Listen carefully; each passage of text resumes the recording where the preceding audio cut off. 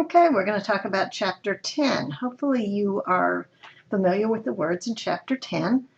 We're going to look at the specific conditions involving nerves. Anesthesia, hyperthesia, demyelination, neuralgia, causalgia, neuritis, polyneuritis, neuroma, neuropathy, and paresthesia. Take a minute to look carefully at these words. You're going to pause your video in a second and either write these down or say these out loud to yourself, giving yourself a chance to think about what you know. Take your time, and when you're ready, resume the video and we'll talk about what each of these words means.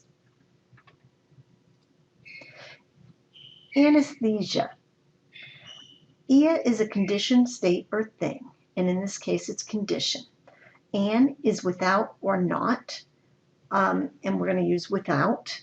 And aesthesia is sensation or feeling. So anesthesia is a condition of having no feeling.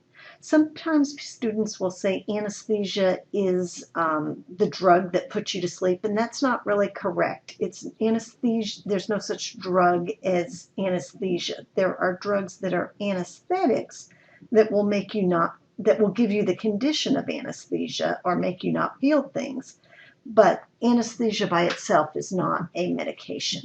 So anesthesia is the condition of having no sensation or feeling. Hyperesthesia is a condition of having more than normal sensation or feeling. So this is when you have a heightened awareness and sensitivity to anything that touches or to a response to pain. Hyperesthesia would be like heightened feelings. And that's physical feelings. Demyelination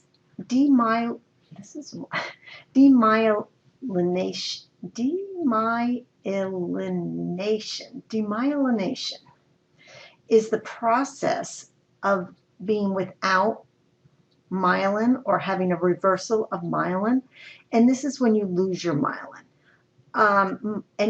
To understand this word, you really need to know that myelin is what insulates the nerves and allows electrical impulses to translate from the brain to the rest of the body. So there are some conditions that cause you to lose your myelinization. And in those cases, the impulses aren't going to get to the muscles and they're going to cause conditions, movement conditions. So demyelinization is the having a loss of myelin, which means that the nerve impulses aren't going to get to the muscles as quickly. Causalgia is the condition of burning pain, and that's going to be along a nerve root.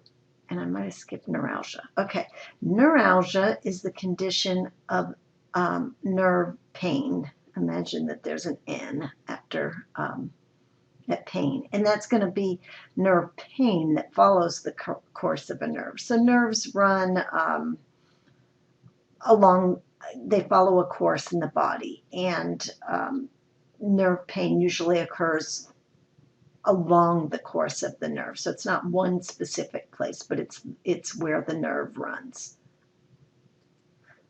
And as I said, causalgia is condition, causes burning, and algia is pain. So that's burning pain.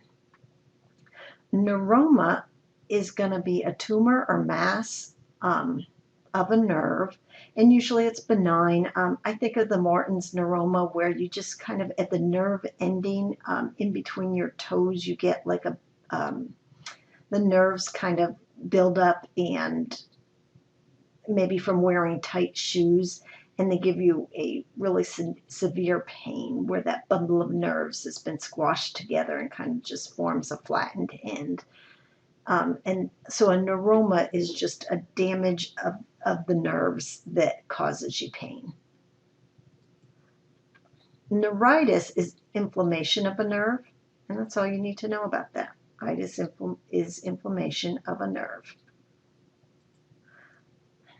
Polyneuritis basically means the same thing, except for you have the prefix poly in there. And so that's going to mean inflammation or infection of many nerves. In neuropathy, you should know this one without even studying anything within this chapter, because I'm sure by now you know pathy is disease and nerve is nerve, so it's the disease of a nerve. And paresthesia, ia is condition. Para, in this case, it means abnormal, and aesthesia is sensation or feeling.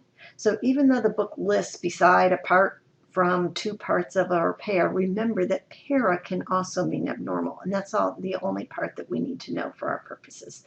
So it's the condition of abnormal sensation or feeling. It can be tingling, burning, or pinpricks, and I don't know if you've ever had a part of your body, you sit on it funny and it goes to sleep and you get this tingling or pinpricky feeling. That would be paresthesia. So again, here's your list of conditions of the nerves, and pause your video and ask yourself what these mean. Either write them down or say them to yourselves and see if you've got it. And when you can look at each of these words and know what they mean in very simple terms, then you're ready, and you should do great on that part of the exam.